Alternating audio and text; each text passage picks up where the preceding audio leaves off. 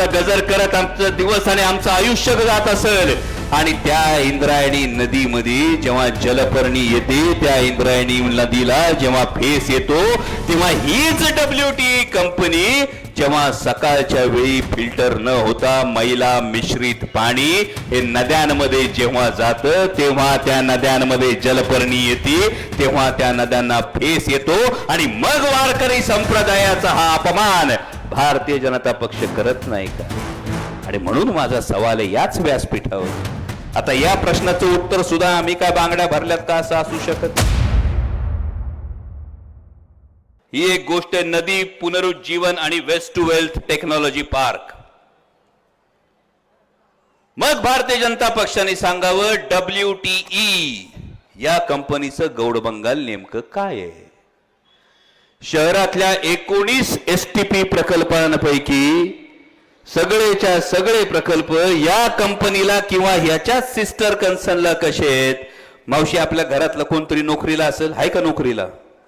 हा नोकरीला आहे, धंदा पाणी कोण करते? आहे का कोणी? मग तुम्ही सांगा 2014ला का 2017ला आपलं पोरग नोकरीला होतं बरोबर आणि 2025ला त्याच्या नोकरीमध्ये त्याच्या पगारामध्ये किती पटीने वाढ झाली हो? झाली का काय वाढ? 2017 पासून 2025 पर्यंत नोकरीत पगारात किती पटीने वाढ झाली? बर ज्याचा कोणाचा धंदा असेल त्यांनी छातीवर हात ठेवून विचारा 2017 पासून ते 2025 पर्यंत त्याच्या व्यवसायात किती पटीने वाढ झाली?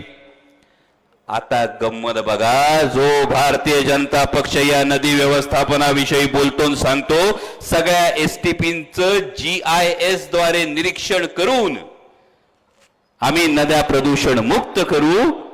या सगळ्या STPचं काम जी कंपनी करते या कंपनीचा टर्नओव्हर 2017च्या आसपास 13 ते 15 कोटीचा होता.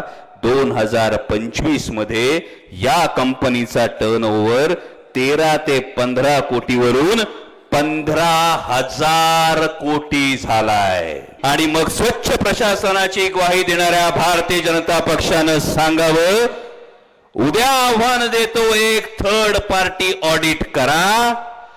WTEचे जेवढे STP प्लांट या शहरात आहेत या सगळ्या STP प्लांटचं 24/7 थर्ड पार्टी ऑडिट करा आणि तुम्ही स्वच्छ प्रशासन आहे का दाखवा.